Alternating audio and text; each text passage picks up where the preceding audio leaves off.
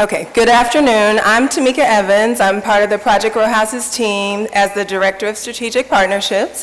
Thank you so much for coming to today to celebrate Project Row Houses by way of this symposium. And of course, we do hope you'll join the other 25th anniversary activities on the back of your beautiful program. We've been celebrating all year. I want to introduce, and it's my pleasure to introduce Lisa Dent. Lisa Dent is an advocate for living artists and cultural workers. Her background includes work in film, theater, and the visual arts as a curator, gallerist, writer, production designer, and creative producer. She is currently the Senior Director of Cultural Production at Powerhouse Workshop, a contemporary arts center and fabrication facility scheduled to open in 2020. Dent was most recently the Director of Resources and Awards Programs at Creative Capital. She received her BFA from Howard and MFA from NYU. One of the things that I noticed about reading her bio, the three words were enthusiasm, humor, and heart. So today, during this afternoon's keynote address, hopefully those three pieces will be clear, and she's going to share on the title is The Romance of Community. Lisa will present current research on philanthropic and cultural organizations placing the support of artistic work within a socioeconomic context. So I welcome Lisa to the...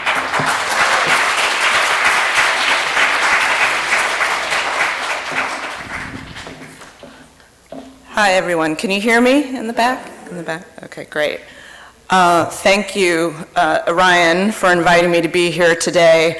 I actually am a huge fan of Project Row Houses and have never been here before, never been to Houston. So I was especially excited to be invited so that I could be here. I'm so honored to be a part of this symposium. I have heard about it and heard back from people who've been here before. This is a particularly special community that's been created here that I had assumed was inspiring a lot of the work that was happening around the country. And so while I am here talking about the romance of community, in preparing, realize that a lot of the data and information that I'm sharing actually shows a very different reality across the country. So I just want everyone to recognize that I am very aware of Project Row Houses and of meeting some of the staff and learning about the programming here. I still believe it could be an example for many, many more organizations and should be. I also want to thank my family and several colleagues who encouraged me to move forward in face of any setback, and who also find me opportunities to continue with my passion of advocating for the work of living artists. You open my eyes to the possibilities for change and inspire me with your fierceness.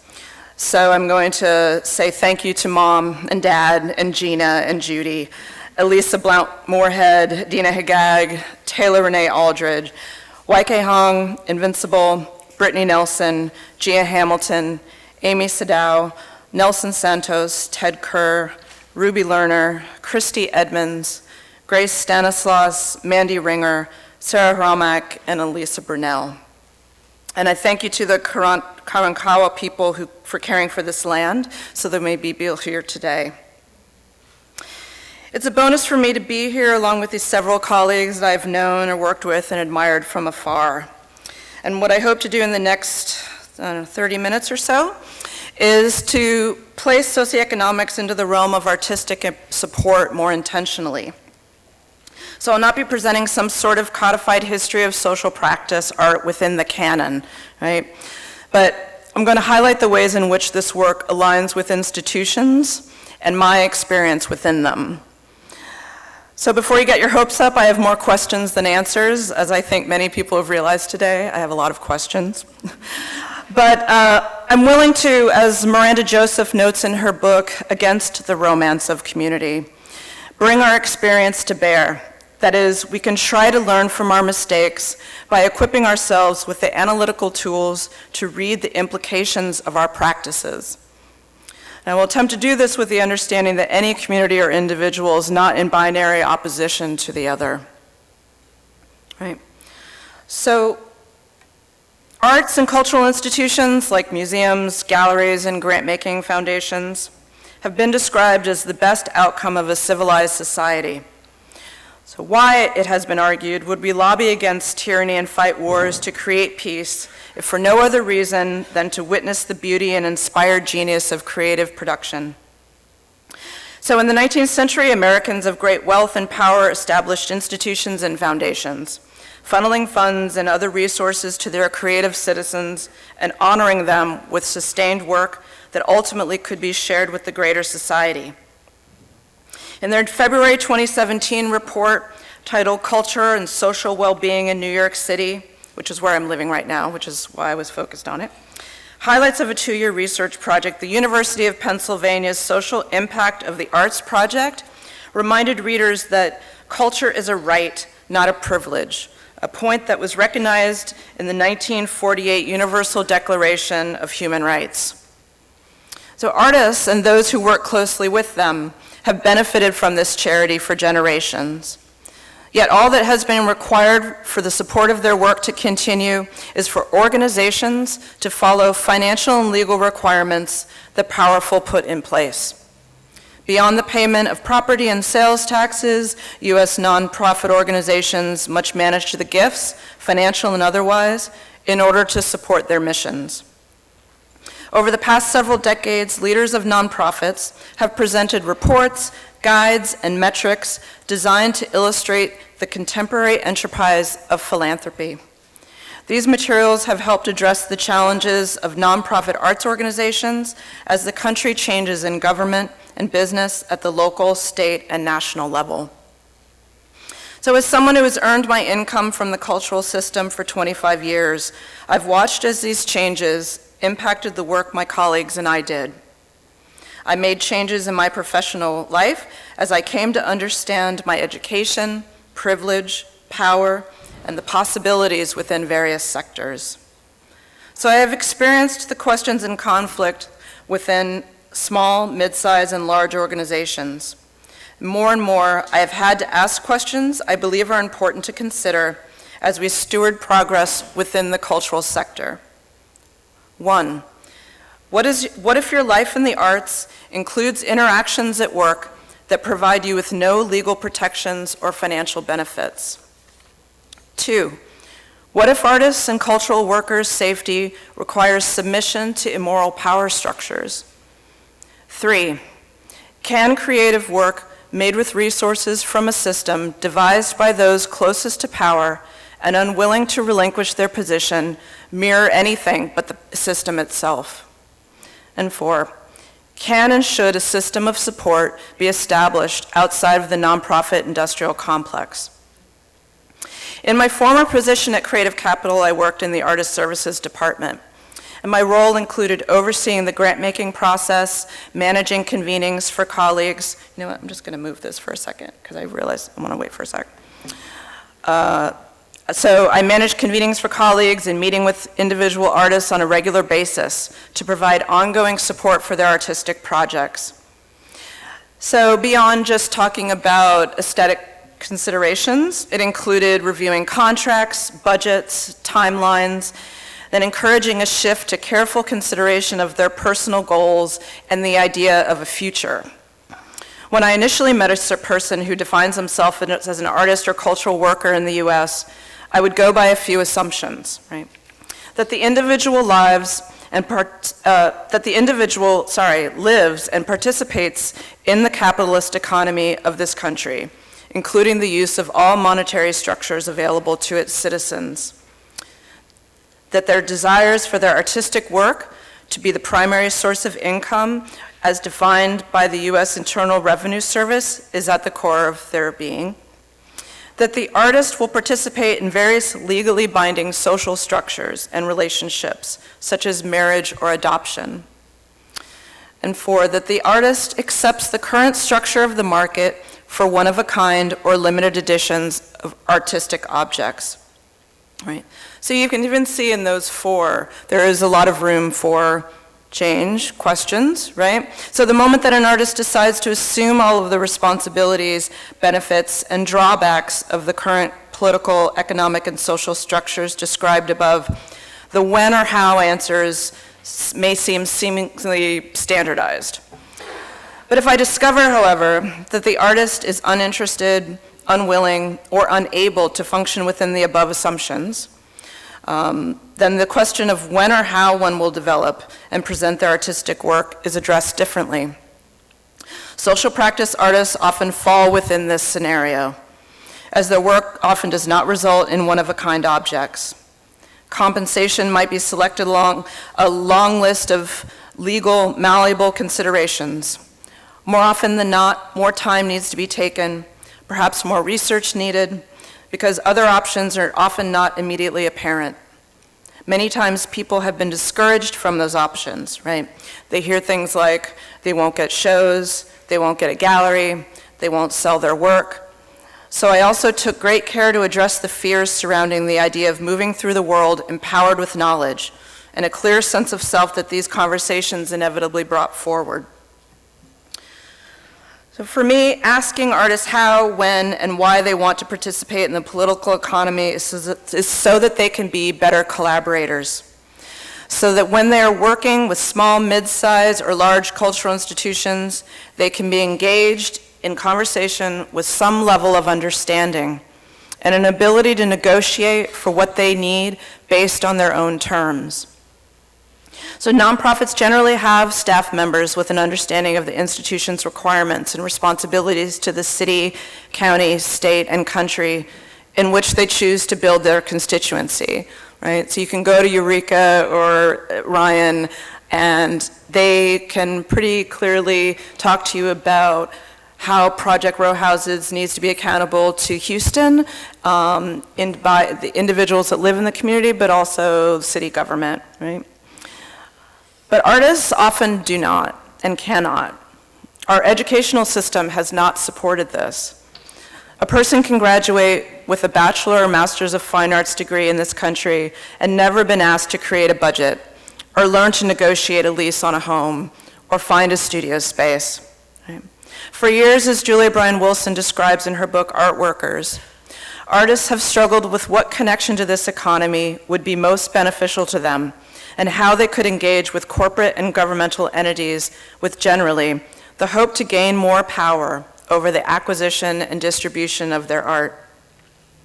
I believe this is true, but it excludes other parts of the economy that impact an artist's life, right? Home, a family, community, and political awareness. These are the things that affect individuals and therefore the art that they create. So how can an artist move forward without addressing them? Artists often do what they do to communicate to the world, and as they get older, begin to consider what they will leave behind for posterity. They want to be considered a part of the history of art in this country, right? So as my work in Creative Capital, this part that I mentioned about even thinking about a future, getting from day to day, week to week, month to month, to really considering long-range planning. What do you want to leave behind?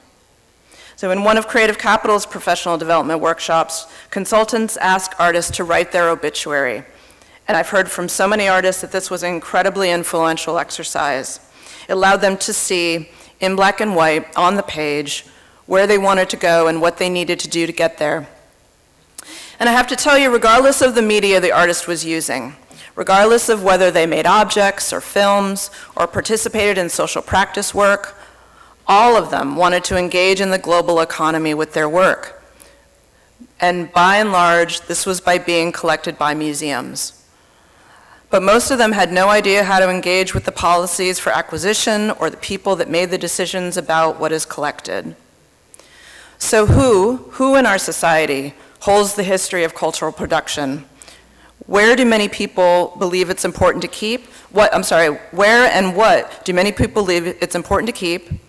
And where do we take care of these cultural objects? Right now, it's museums.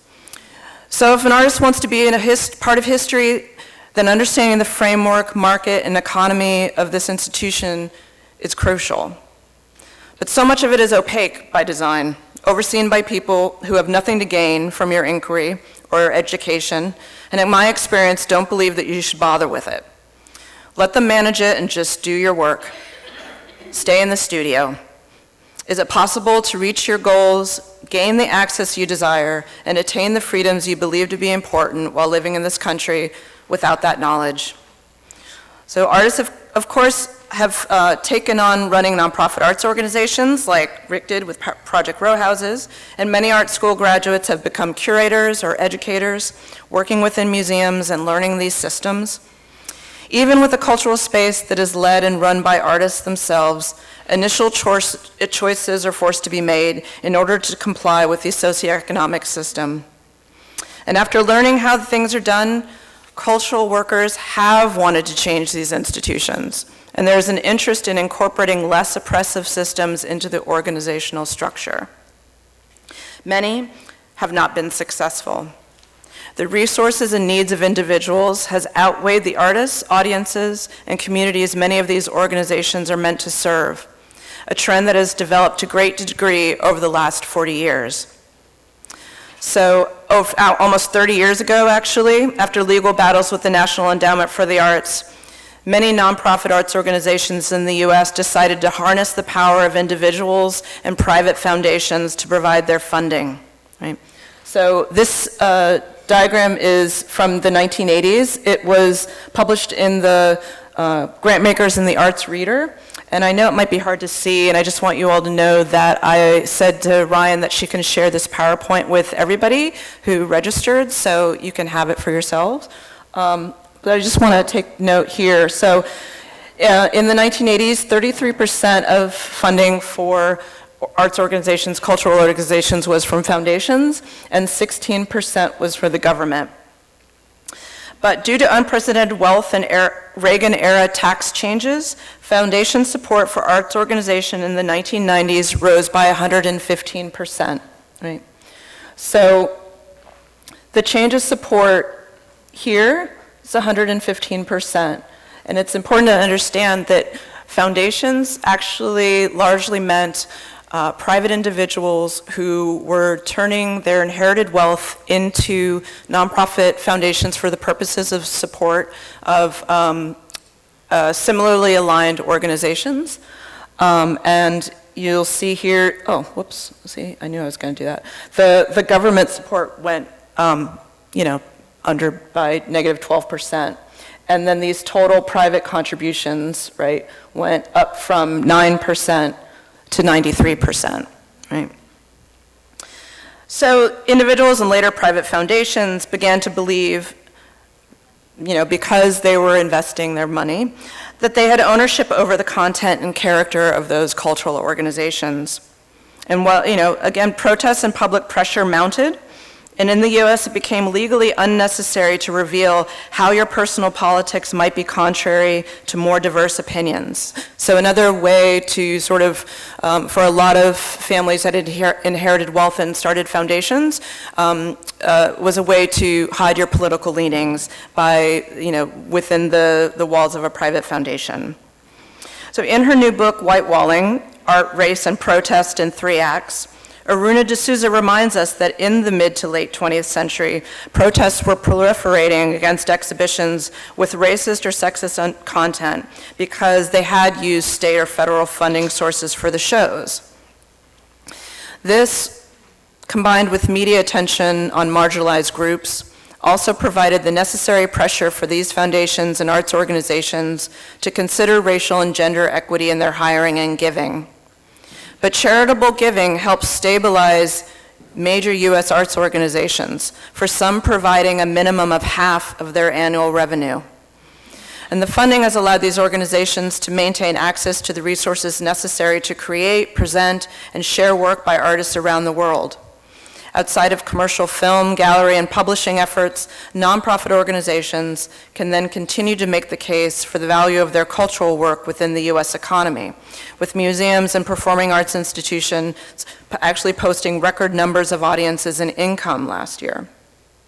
Oh, whoops, sorry. Oh.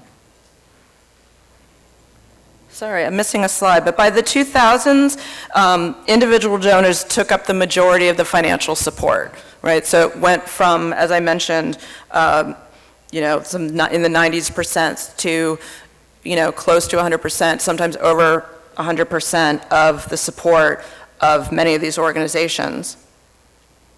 And they take up the majority of financial support, particularly for the creation of new work by living artists. So this often allows them to have a greater stake in and influence over the participation of artists in the economy. Students, interns, entry-level employees, actually then, were enticed by the marketing of opportunities to engage in cultural work that reflected their experiences and became interested in committing to nonprofit work for their professional careers, and I was certainly one of them.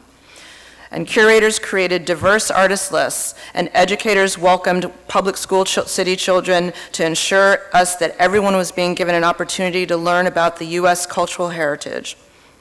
But the programming and support of queer, disabled, and POC artists often masked the toxic workplaces of these organizations, where the desires of white, wealthy, heterosexual colleagues and benefactors has been prioritized over the safety of core staff who represented oppressed intersectional communities, okay? So while a lot of the funding was for individual artists, and when we did land these jobs, qualified employees of color are still tokenized and were pressured to perform duties that deny them access to power needed to make changes in their organization. So I know this is really hard to see because this is gray here. So this is first by gender, different positions, and this color below is female, and this is male. So right around what sort of seems like the halfway point is really interesting to me because the division is with security and rights and reproductions. And in most cultural institutions, rights and reproductions means when you are paid to use a photograph of an object in the collection. So it's an income generating resource. So for the most part, what the data was finding is that both men and women were working in that department. But once you get up into museum leadership, there more and more women are in positions of museum leadership. More and more women are curators, conservators. These are people who are daily making decisions about what will be in the collection and what will be taken care of in the collection. And so we see that women are, by and large, making a lot of very important decisions. But this diagram is by race, and I think it's really interesting, given some of you might have been in the breakout discussion, that this was a report from 2015, and they still use the word Hispanic, which I found controversial and interesting myself. But so the lower color is white non-Hispanic, and the top, which is red, is minority. So security is over here now, with it in about the middle. Right, and then it pretty quickly jumps up with the majority of employees at these institutions being white. Where's the curator? Yeah, curators, leadership, all majority white. And the last column here are registrars. So does everyone know what a registrar is? Yeah, so good. I didn't know what it was either. I mean, but raise your hands if you know what a registrar is. Yeah, so it's sort of like half and half, maybe a little bit more than that. So just for the people that don't know, it was my first internship when I got out of college, and I had no idea what a registrar was. And so I walk in, and it was all women, all white women. They were responsible for, I guess, assigning the value, working with people to assign the value and, for insurance and otherwise of every object in the collection. They also take care of works that are coming to the institution for traveling shows and making sure that they are all well taken care of. But any curator in a collecting institution soon finds that when they are trying to use objects from the collection, share objects from the collection, or reevaluate the value of a collection, it's very interesting to me that registrars actually have a lot of power in those conversations and in that, right? So going back to what I was saying, when people of color do land some jobs in these institutions, they're often tokenized and pressured to perform duties that deny them access to power, right? Needed to make changes in these organizations. So this is kind of what I'm talking about, right? That a lot of the changes through museum leadership, curators, conservation, what gets published, so what is a text that is going to be used to consider for posterity the value, both monetary and otherwise, is predominantly white, right?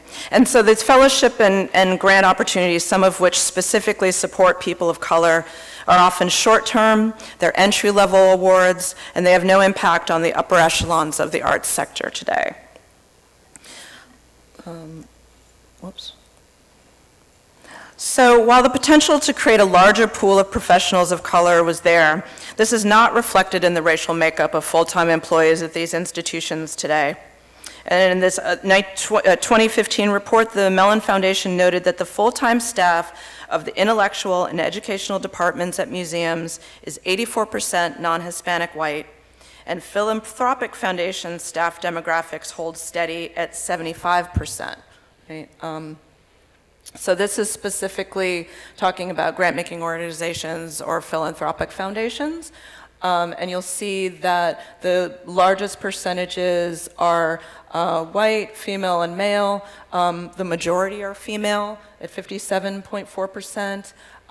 Black is second with just 7%. So that's the significant drop, right? And then Hispanic, Asian, Pacific Islander, and so forth is below that.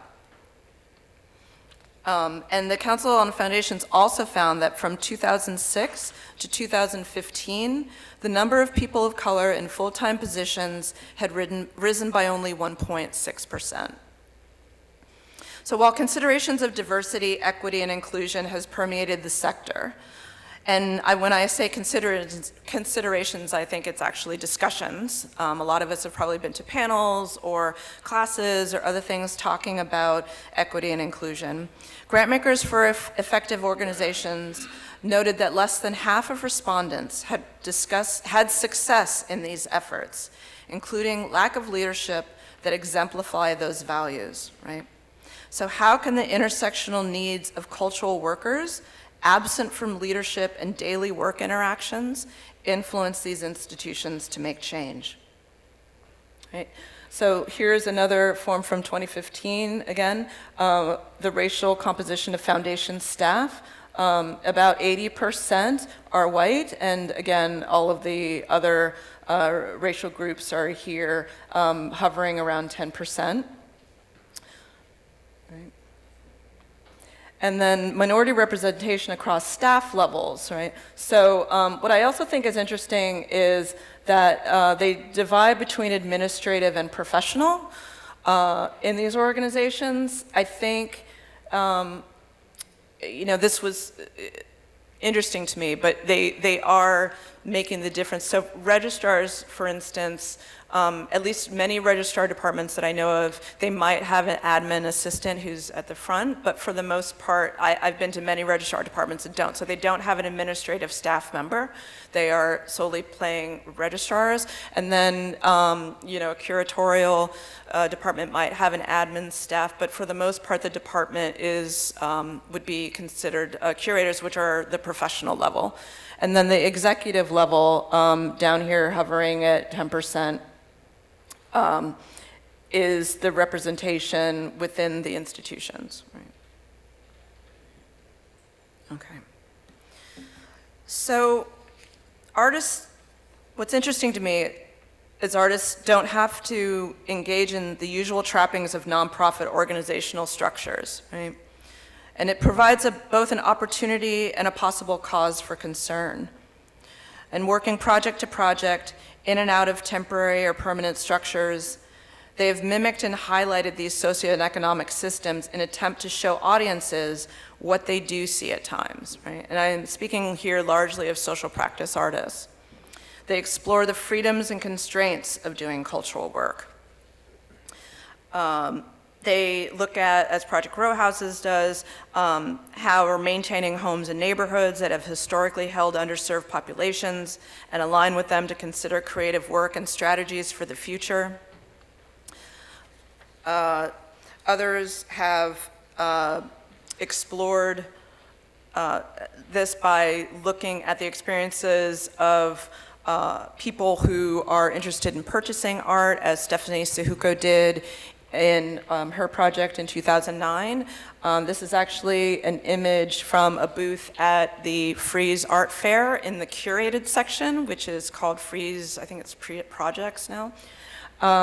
So what a curator invited Stephanie to be a part of the fair. What Stephanie decided to do was have half of the area look similar to the way gallerists are set up at an art fair, showing the work, and then the other side was essentially a manufacturing zone, where she invited artists who were mostly held degrees, advanced degrees, but were people of color, to create bootlegs of other things that they had seen at the art fair, right? So they were creating objects that were probably hundreds of thousands of dollars in other booths, but doing it out of cheaper materials like cardboard or paper, but from 20 feet away, they looked exactly like the same object, and then selling them for $20, $25, so forth. And this comes out of a series of work that Stephanie had done over the years, talking about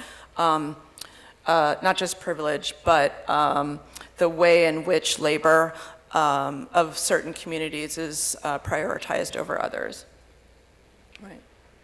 And then Carmen Papalia, has done work that embodies the experience of the citizens who may require public assistance as a way to open the possibility for greater access to the civic infrastructure that a lot of people take for granted. So these, for me, have been examples of the way in which social practice illuminated some of the civic conversations that are happening in a city or region. But what if the practices once deemed inclusive and equitable are revealed to be something else, right? So in 2013, Creative Time, a New York-based arts nonprofit, commissioned Suzanne Lacey to create Between the Door and the Street. And on a single residential block in Brooklyn, lined with iconic brownstones, Lacey invited several hundred women and a few men to engage in quiet conversations about the justice work they were doing, many within nonprofit organizations, recognized by the bright yellow scarves that were around their necks. So the audience was invited to walk up and down the street, to watch the conversations, and learn about the advocacy work that was being done throughout the city. And let me just clarify that these were predominantly not artists who were involved in artist nonprofits. They were usually working in city organizations, looking at food deserts or healthcare, or and some of maybe were artists that worked at those organizations, but they were there in this other capacity, right? So you could walk down the street and begin to try and hear about what these organizations were doing, so that the idea ostensibly was that you could then participate. But my question really was, or was it? I arrived early to find I couldn't hear a single conversation, right? And even before several hundred people arrived and the sound of their discussions muffled those of the volunteer actors, It was not a place with information. There was no handout information to describe any of the nonprofits.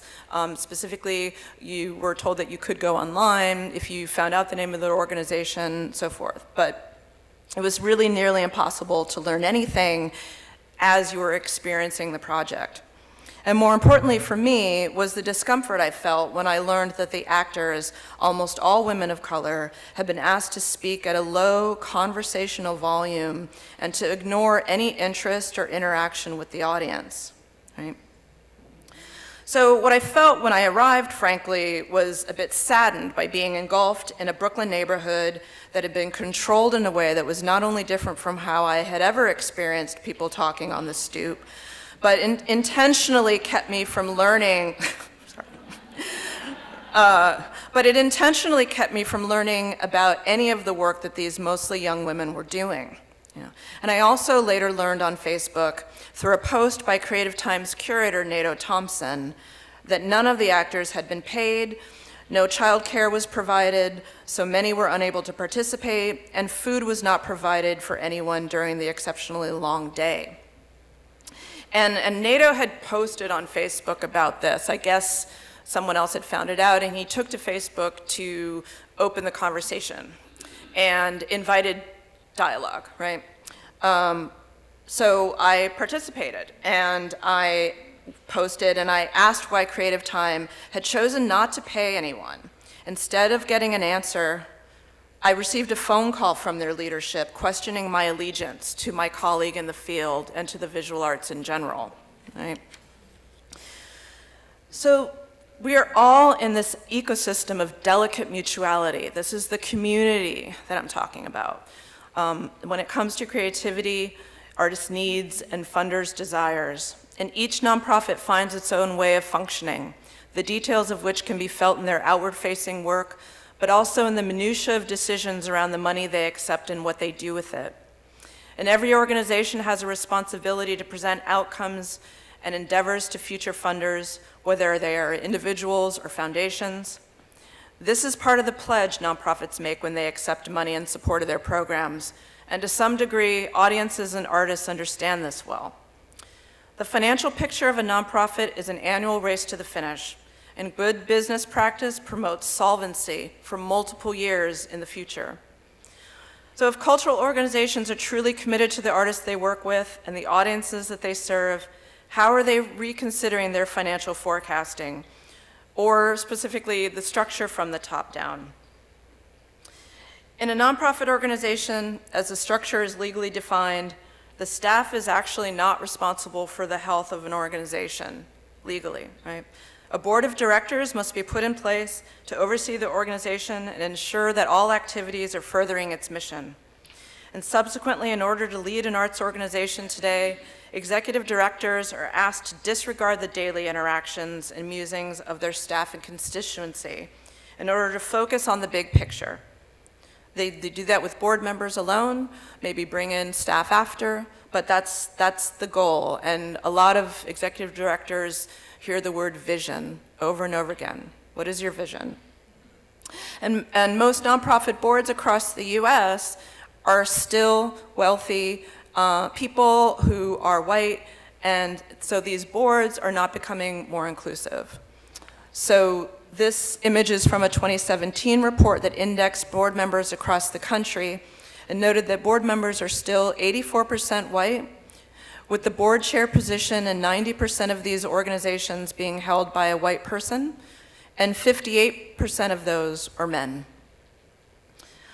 So arts workers, cultural workers, I still believe are inspired by the work of social practice artists, the inclusive group of artists, and have begun to demand leadership and management that amplifies their voices rather than mimicking those of a powerful few.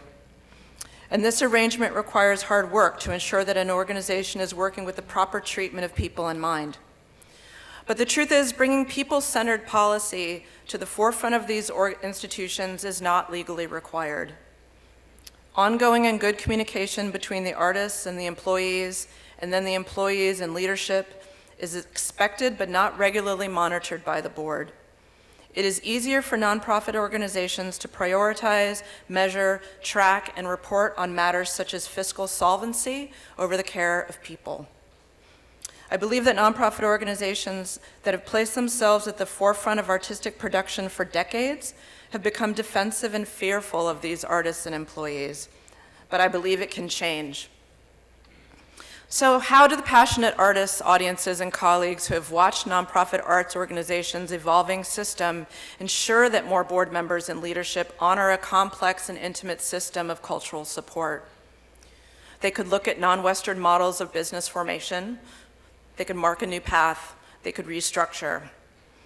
And in the meantime, the artists and audiences that these 501c3 organizations serve can ask questions similar to those many are asking of our political readers right now. For instance, can staff and audiences vote on candidates for board positions? How tangibly responsive is the organization to the complaints, concerns, and challenges presented to them by artists and administrators? To what degree are artists and their freedom of expression, their access to resources, and their capacity for survival directly obstructed by institutions' prioritization of obeying the gatekeepers of power and wealth? What policies are put in place to ensure accountability, transparency, and to prevent retaliation? To what degree is ethical arts leadership jettisoned for fiscal solvency? And in what ways are the staff and board of cultural institutions asked to engage across socio and economic communities in a way that these artists do every day? Is it possible to use what we have learned from social practice artists to create an anti-colonialist institutional structure? And how do we do that when there is so much to learn from the objects in museum collections that have already been acquired and whose valuation continues to be based on colonialist economic policies?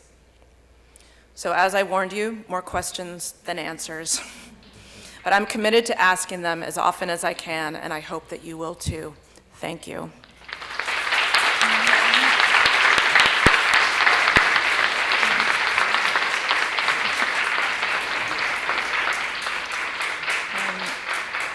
Thank you. So I meant to say at the top, but I would really like to have a dialogue. I threw out a lot of information. I'm happy to go back in the PowerPoint if we want to look at things again, but if there are any questions, let's start there.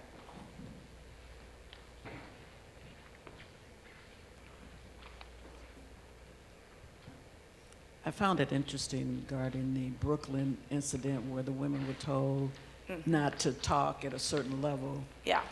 Did anyone do any social history in how to deal and understand what their culture is and how they socialize?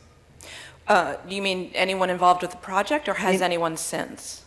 Anyone involved with that project, and then determining what the rules would be.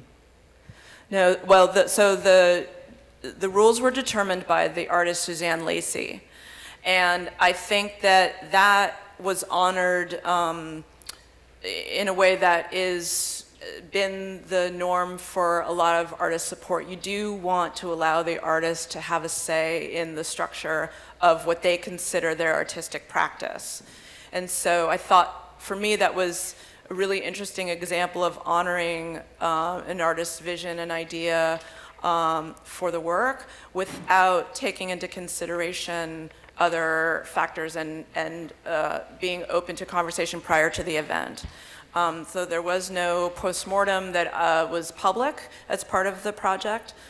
So I have not heard from Suzanne Lacey, and Suzanne didn't write anything in particular that I've seen about the project. There was more of a letter that was written and a conversation about what the hopes of the project were that I conveyed to you, which really didn't answer the question of how they decided to transform the block in that way. Yeah. Thank you. Mm-hmm.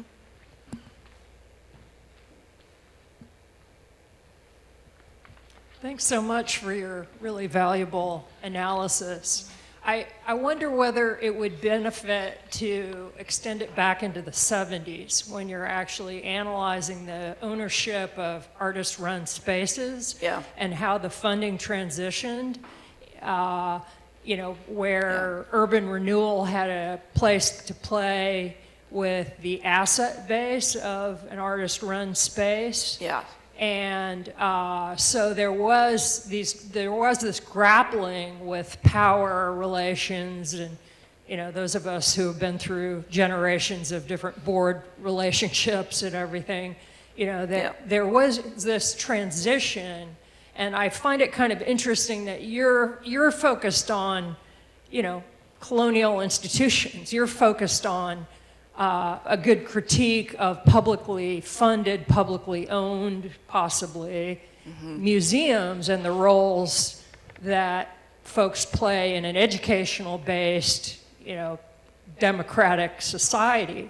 But then, you have to be distinct about foundations and their ownership structure and spaces that are funded by a combination of funding sources. So, I think that your analysis could benefit from a real specific critique that maybe goes back a little earlier, and the distinction between artist-run spaces, publicly funded institutions, and privately funded institutions. Yeah.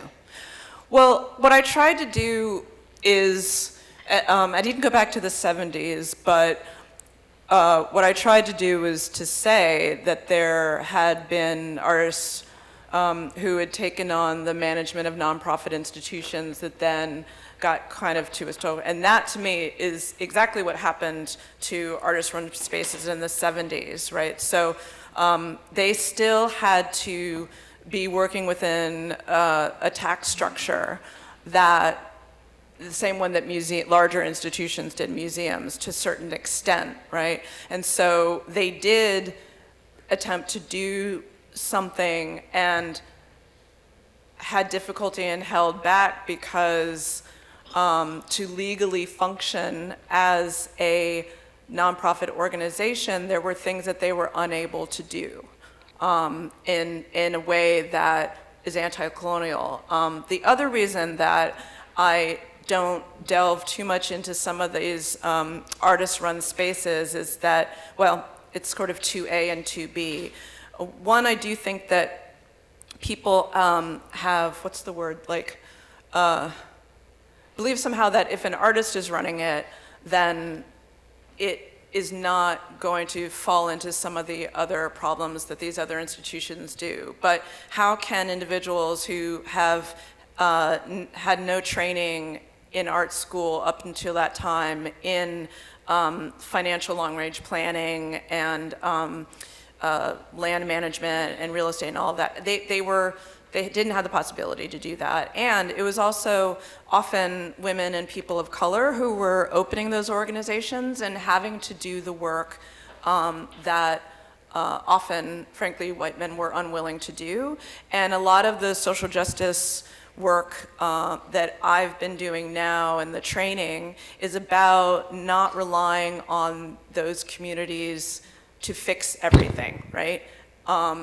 And I actually think that has been one of the greatest takeaways I've had, because myself and other colleagues over the years and older colleagues who were there in the 60s and 70s with protests and arts organizations became exhausted and were doing so much work to try and change things, and then they either quit or they would join the larger institution because they were broke and scared and didn't know what else they could do, right? So it's unsustainable. I believe it's unsustainable to just consider that artists, small nonprofit arts organizations can do that.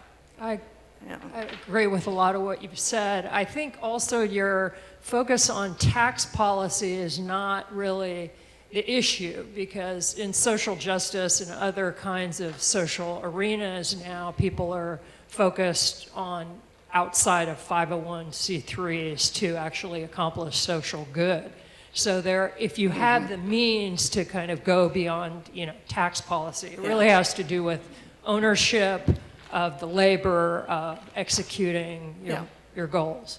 Yeah, arts organizations have not, though, and I do wonder why they haven't looked at these other structures, by and large.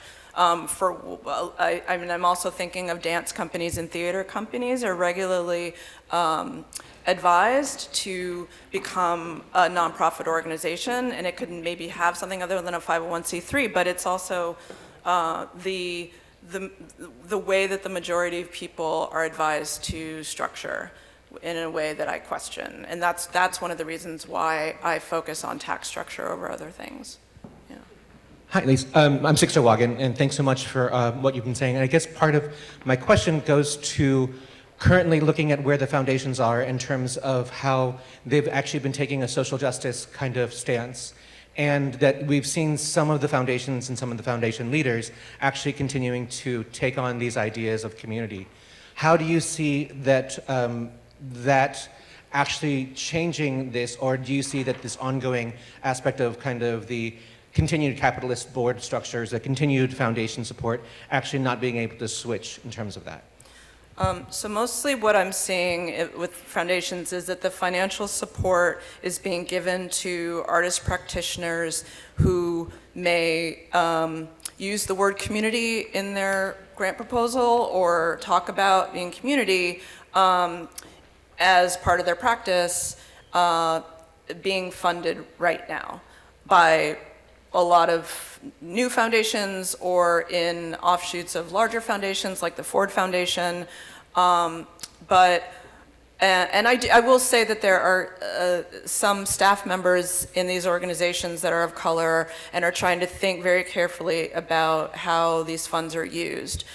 What I'm not seeing is at the higher level, like as I mentioned, at the board level, or reconsideration of arts institutions that have been there for a long time and either strongly reallocate or do something different in a way to reduce the amount of power that a certain demographic is still having in those institutions. Does that answer your question? Yeah. Thank you for your thoughtful analysis and presentation. A couple of quick questions. One, what is the training that you are conducting now? Could you elaborate a little bit more on that? Sorry, what is the what? The training. Oh, could you elaborate a little bit more on that? And why did you name your presentation Romance of the Community? I'll answer the second question first. So the book that I mentioned at the beginning, Against the Romance of Community, was something I found in a Facebook group. People were talking about it, scholars. And at the time, I was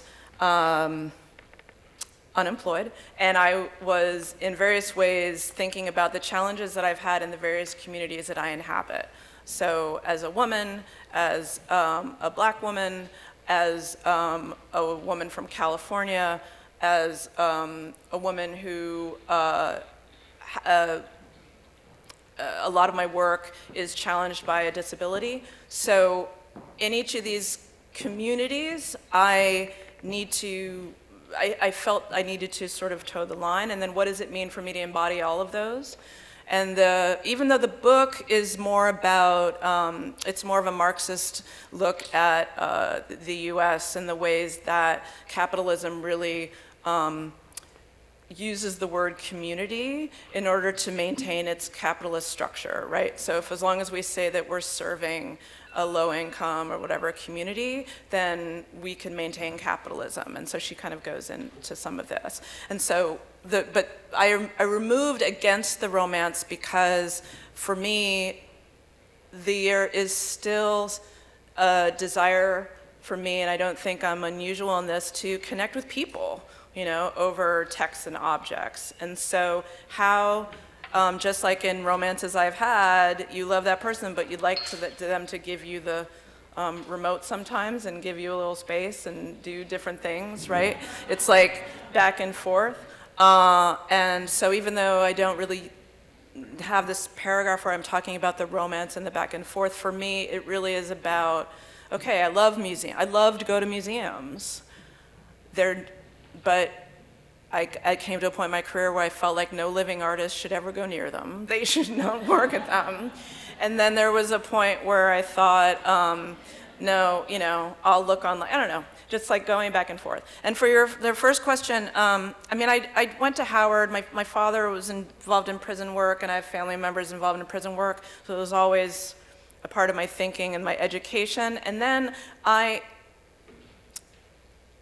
needed work. I say this really moving to New York, and I had an opportunity to move because of a job, but it was never enough money. And I realized after doing some more social justice work lately that I was slowly losing the thread of my interests and what I wanted to focus on. And we actually had an incident at my job, and somebody came in to do anti-racism training. And as they were doing it, I was like, well, I know this. Of course, y'all know it. And I'd be nudging people, and they had no idea. So I found myself really amazed that my assumption that I was working in the arts in a city like New York with incredible diversity, that there was a like-minded ideas around racism and then discovered that that wasn't necessarily the case. And so that was an individual training with my job, and then other workshops. I participated in a workshop with Art Equity that is about mostly training leaders within the performance art field, but it was a great sort of semester-long training to bring that back into our institutions to continue this work. Because a lot of my work was about having convenings and holding space for all kinds of different people and learning how to do that from a place of equity and inclusion.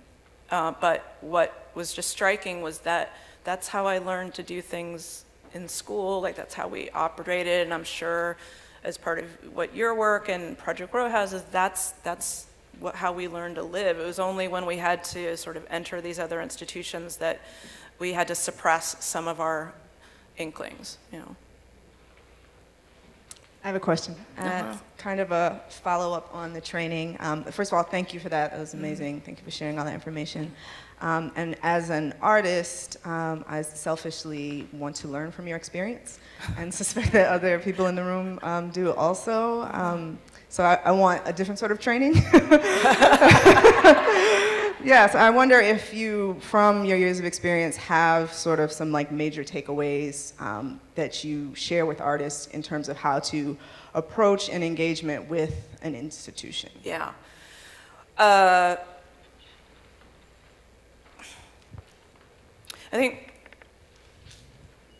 think first and foremost, it's understanding that everybody. Well, how do I want to put this? I'm going to use the metaphor of a romance or a personal relationship, right? It does help me sometimes talk about it. So imagine going up to a man that you find attractive on the street and saying, or a woman, yeah, sorry about that, and saying, you know what, I just know that we would be so good together. Just give me all of your money and I can just handle it. Just stay away. Don't worry about it. That's not how it works, right? And so I find that artists have an initial studio visit with huge hopes. And a studio visit is the beginning of a relationship. And I also find that the beginning of a relationship does not have to be a studio visit. And there are other interactions that you should try and have at symposia like this or in other ways where you're beginning relationships with individuals, right? And so in a similar way, going back to the romance metaphor, your partner is multifaceted. They have a job, they also, love your children, all of this.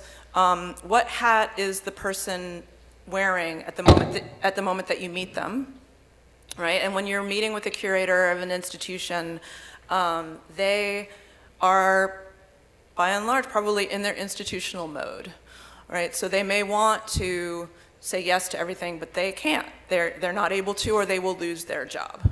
And not everyone's able to lose their job or wants to lose their job. So it's a conversation about what are the resources. Here's my wish list. And I do know a couple of curators that I really respect who start every meeting with their wish list and say, from an artist, what do you want? Hopefully the curator or the director of the organization is then honest with you and says, just like in any good relationship, right now we can do this, and this is harder, we can try, this is probably not gonna happen, right? And if you can't have that kind of honest interaction, it's just going to make everything harder. And if you're continually pushing and saying, but I want to go out with you, we need to get married, like, why aren't we married? You just, both people are miserable, it's not happening, right? So, but your wish list, like really, you research the institution. What have they done before? What have they never done? What looks similar to some of the things you want? Is it about bringing in audiences? Okay, then you're going to ask them to connect with another nonprofit to make sure that they have so many people from that area come to see the show. Is it about documentation? So I need this much money for video, and the other, right? And I would say that this wish list is something that is brought to one meeting for a particular institution, but it comes from this other long list of, or however you talk about your long-range plans, right? So that's, the obituary was what we sort of used as a takeoff, but really thinking about long-term, what do I want for myself and my life? And that includes my work. And so is it enough? How long can doing this kind of social practice work in these kinds of institutions is okay? Is it always okay? Or at what moment do you want to think about having more resources or doing it in a different way with a different audience, and that means that I need to go over and do it here, and then beginning to have that conversation? Does that sort of help? Yeah. Thank you as well for your talk. Yeah. One of the most provocative questions in the questions that we all have was, what would it look like if the staff and membership or audience of a particular institution, say a museum, voted for board members? But even thinking of other kinds of organizations, say membership organizations, I'm thinking of the CAA, College Art Association, where the board is quite diverse and inclusive, but the membership is still not. Yeah. And I wonder if you have any speculative thoughts, because they seem to be the two poles by which we're working today. Yeah, I think that's what I mean and why the title goes back, because I can have a great romance with somebody and there's no way I should marry that person, right? So,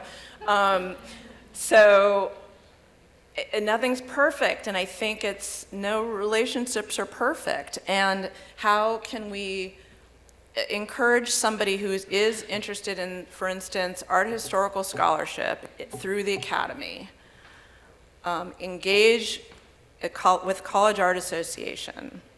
And it's so interesting that you bring that up, because, how do I start this? So I think the way that a lot of people of color are told to participate in a new membership organization or an organization is to be on a board or to be on a committee.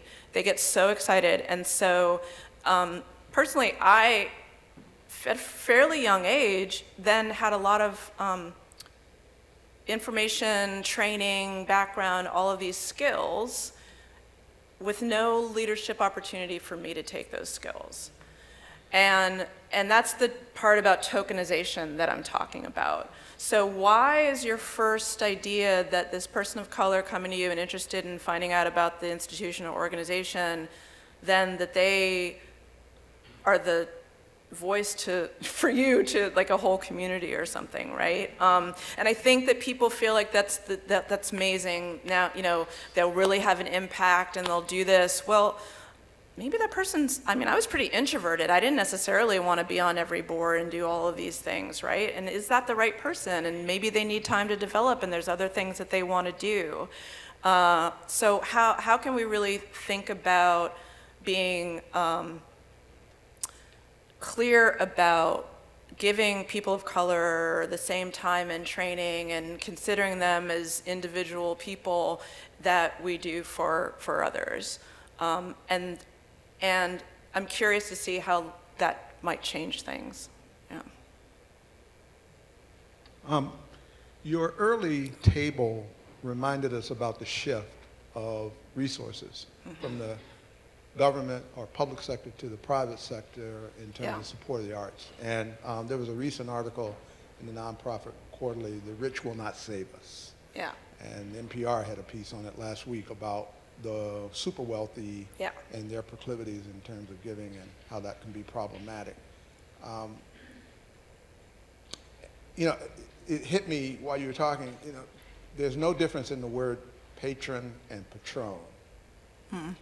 And when we look at those individual interests in terms of giving to some purpose, I think it's fundamentally problematic if we think that we are going to change that purpose after the money has given in the long run.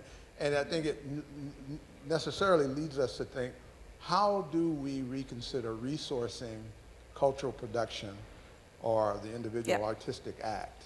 Yeah. And I know there was a lot of activity out in that in the 70s in terms of cooperatives and collectives and all that kind of thing. Yeah. And that's kind of died down now, and it's kind of resurging slowly. What has been your experience in seeing people who have been successful in cultural production looking at different ways of resourcing that or changing the way of acquiring resources from other wealth transfer in a way that disconnects that patron problem? So I kind of have a question to you around what you consider success, right? Because, well, do you have an answer?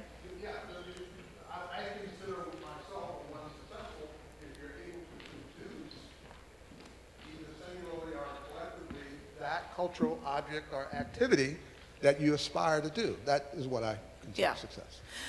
So, but do you expect to earn a living from it? Do you expect to, you know, pay your bills? Like this is where it gets into the nitty gritty, right? Yeah, but my number one speech to my son and daughter when they went to college, those 4 years, your mom and I are paying for it, for you to figure out what you love and to learn how to make a living, and hopefully the two come together, but don't count on it. Yeah. I do know several artists in Baltimore that are doing some really interesting thinking around this. For lack of a better term at this point, they are different collectives, but they're less formal in some way. But they are already, you know, daycare to take care of all of our kids. We are have a space where some media makers are doing some teaching, but it also serves as a place where they can make work for free, right? They are, what else are they doing? I mean, so they have to engage with the system in some way, right? Because there's money for the rent payment on this studio space, but they're collectively going towards it, and many people can access it. And so it reduces the barrier for a lot of people. They had this summer a summer camp where they included arts in the summer camp for a group of families and children that they knew. And so they all consider themselves artists, and they deliberately use that term. But they hold different part-time jobs or do other things, but they still prioritize the work they're making. And so they are, they are earning a living from that.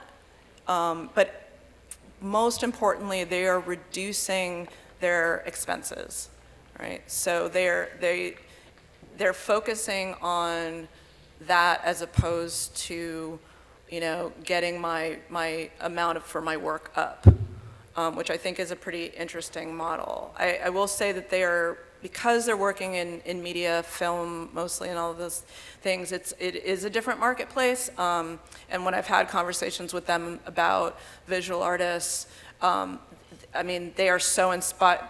They are really started by looking at visual artists and being inspired by some of that work.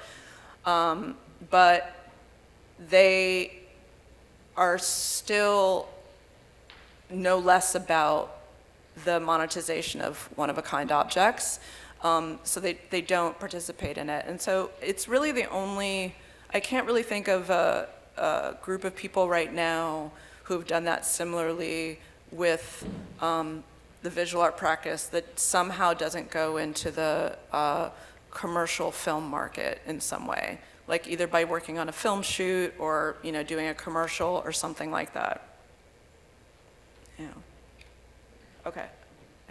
Hi, Lisa. This is Sandra Eden from Diverse Works. I'm over here. Oh, hi. Sorry. Oh, hi. I'm hiding. I actually wanted to ask you another question about boards again. Yeah. Sorry. But I've been,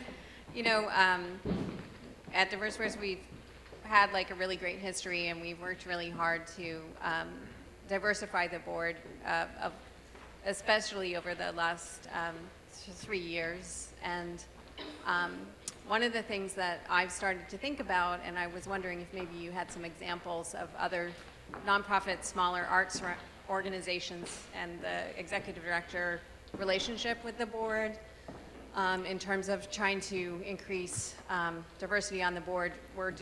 I'm definitely working on it in staff, and I'm working on it, and of course our programming is there, it's just the board. One of the things I was considering is to ask the board to do anti-racism or equity training, and I didn't know how they would respond to that, and I'm going to try them out soon, but I was kind of curious if you had seen any other arts organizations take that tactic. So I have worked in an organization that wanted the board to participate, and they said they would not. And our trainer said that they have worked with several organizations. Unfortunately, a lot of her work is confidential, so she wasn't able to name the organizations that were doing it.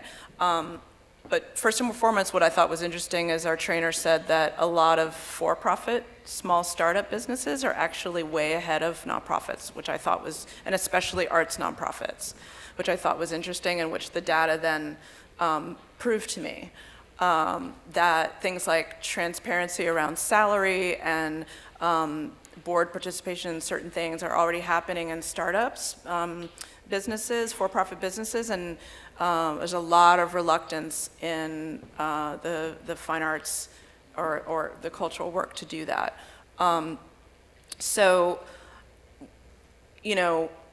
The reasoning I was told around our board at the time was that they, again, did not want to be involved in day-to-day work.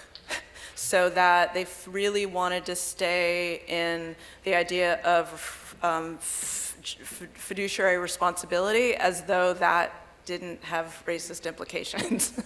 And there just wasn't really any getting around that with them, and I understand that that's been the case. But I also want to be clear that we did anti-racism training at my job, but that doesn't mean everyone at work wanted to do it, and it was very problematic, and for some people, and challenging, and but at the very beginning, our trainer thought it needed to be everybody, and that included the board, but we just weren't able to do that. But I am told that she does that with everyone, say everyone involved with the organization, including the board, needs to be a part of the training. And some boards have said yes, and many have not. Yeah, does that, yeah. I mean, I wish I had more examples of it being easy. I think it's a very, I really hope that you do have your board participate, and just go ahead and ask, and actually prepare yourself for people to be upset, because it is not something people want to talk about, especially when they're, doing potentially a volunteer thing for your organization, and they're giving you money, and they just feel like, they should be able to do what they want, and you're asking them to have to address some very upsetting things, so it's hard. Do we have time, or is that, I can't really see your hand. Okay, I think we're out of time. Thank you all, yeah. Okay, all right.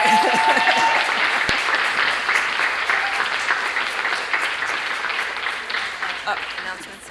So we want to say thank you to Lisa Dent for her reflections and her questions. So thank you so much. We're going to take a 5-ish break for each other. So come back in 5 minutes. See you in a bit.